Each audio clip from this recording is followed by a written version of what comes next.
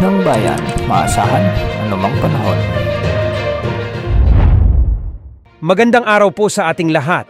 Narito ang update sa lagay ng panahon ngayong araw ng Linggo, July 21, 2024. Patuloy na lumalakas ang bagyong Karina sa katubigan ng Philippine Sea. Huli itong namataan sa layong 490 kilometers silangan ng Kasiguran, Aurora. Taglay nito ang lakas ng hangin na umaabot sa 75 kilometers per hour at pagbugsong aabot sa 90 kilometers per hour. Kumikilos ito sa direksyong west-northwest sa bilis na 10 kilometers per hour. Sa kasalukuyan, wala namang nakataas na anumang wind signal sa anumang bahagi ng bansa.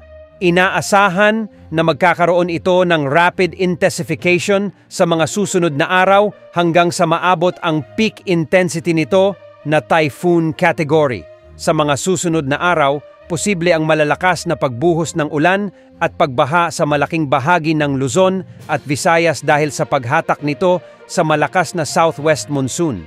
Narito ang buong ulat mula sa DOST Pag-asa. At sa ngayon makikita natin dito sa ating satellite images, itong mga kaulapan na nakakaapekto sa ating bansa ay ang pag-iral ng southwest monsoon, yung hanging habagat na hinahatak ni Bagyong Karina. Kaya ngayong araw makaranas tayo ng maulap na kalangitan na may mga kalat-kalat na pag-ulan, pakulog at pagkidlat sa western sections ng Luzon at Visayas, particular na dito sa area ng Antique, Northern Palawan, Occidental Mindoro, Zambales, Bataan at sa lalawigan ng Pangasinan at sa La Union.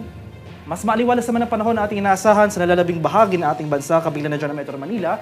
Gayun pa man, maghanda pa rin tayo sa mga tsansa ng biglaan at panandali ang buhos na ulan na dulot ng localized thunderstorms. Ito din sa ating satellite images, itong si tropical depression na dating si Butchoy ay nandito na rin, patuloy na nasa labas pa ng ating PAR at wala ng direktang epekto sa anumang bahagi ng ating bansa. At ito naman yung magiging track and intensity forecast ni Bagyong Karina. Inaasahan natin ang patuloy na generally northwestward na paggalaw ng bagyo, and 24 hours from now, so sa madaling araw ng Lunes, yung location ni Karina ay nasa layong 420 kilometers silangan ng Tuguegarao City sa Cagayan. Afterwards, magpapatuloy yung generally northward or north-northwestward na paggalaw ni Karina. Sa araw naman ng Martes, yung location nito ay nasa layong 390 kilometers silangan ng Calayan, Cagayan. Magpapatuloy yung pahilagang paggalaw nito patungo sa northern boundary ng ating Philippine Area of Responsibility, and by Wednesday ng madaling araw, yung location nito ay nasa layong 365 kilometers east-northeast ng Itbayat, Batanes. And by Thursday ng early morning, posible na nasa labas na ito ng ating Philippine Area of Responsibility sa layong 595 kilometers north-northeast ng Itbayat sa Batanes. At para naman sa mga pag-ulan ng heavy rainfall na dala nitong si Karina, inaasahan natin na yung si Karina magdudulot ng mga direktang pag-ulan sa ilang bahagi ng ating bansa.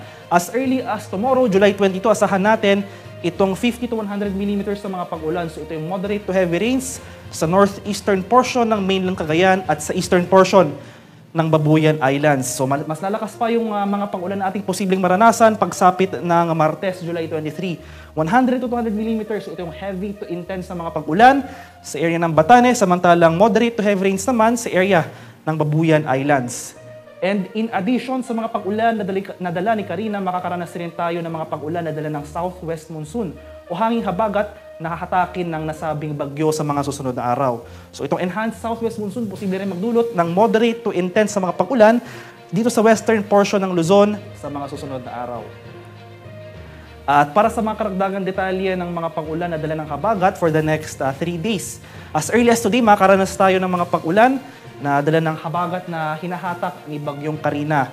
Itong areas ng Zambales, Bataan, Calayan Islands ngayong araw makakaranas ng moderate to heavy rains. Mas lalakas pa yung mga pag-ulan na dala ng habagat starting tomorrow, July 22. Mas rarami rin yung mga areas na makakaranas ng pag-ulan. 100 to 200 mm rains ang posible nating maranasan. Heavy to intense rainfall yan sa areas ng Occidental Mindoro, Zambales, Bataan, Benguet, Pangasinan at sa La Union. Samantala, katamtaman hanggang sa malalakas na pag-ulan naman ang posibleng maranasan sa Abra, Cavite, Batangas, Northern Palawan at sa nalalabing bahagi ng Ilocos Region.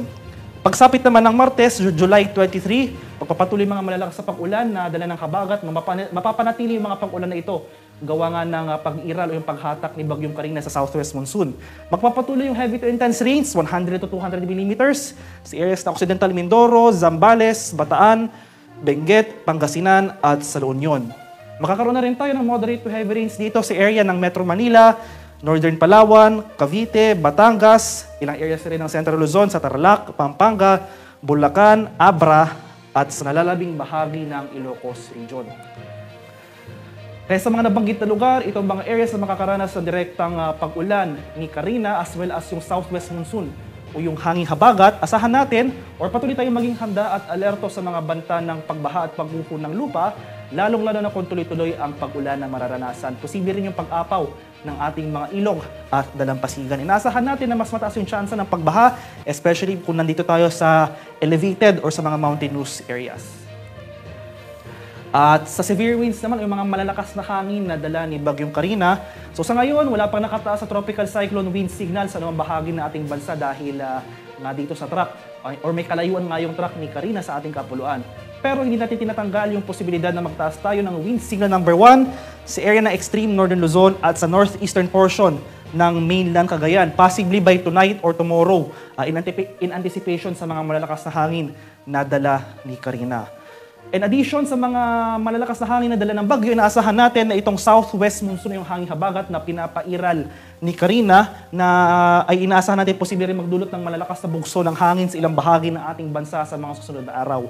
So starting tomorrow, July 20, starting tomorrow, makakaranas na tayo ng mga malalakas sa bugso ng hangin na dala ng southwest monsoon sa area ng Kalayaan Islands. Pagsapit naman ng Monday, July 22, bukas yan, magpapatuloy yung mga malalakas na hangin sa areas ng Zambales, Bataan, Metro Manila, Calabarzon, Mimaropa, Bicol Region at Western Visayas. And day after that, sa araw ng Martes, July 23, magpapatuloy mga malalakas na bugso ng hangin na dala ng southwest monsoon dito sa Ilocos Region, Zambales, Bataan, Aurora, Metro Manila, Calabarzon, Mimaropa, Bicol Region, at Western Visayas.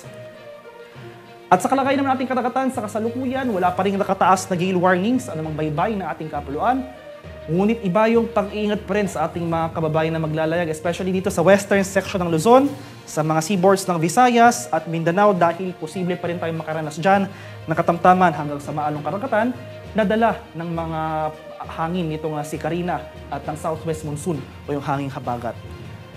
At para sa karagdagang detalye sa track and the intensity forecast ni Tropical Storm Karina, makikita natin dito sa track image na ito na starting today, magpapatuloy yung generally northwestward o yung pahilagang kanluran na paggalaw ni Karina, magpapatuloy yung generally northwestward na paggalaw na yan hanggang bukas. And after that, sa araw ng Martes, gagalaw naman si Karina pahilaga. So generally northward, yung paggalaw na nasabing bagyo on Tuesday. Makikita natin dito sa ating track image na ito, magpapatuloy yung northward na paggalaw nito patungo sa northern boundary ng ating Philippine Area of Responsibility. So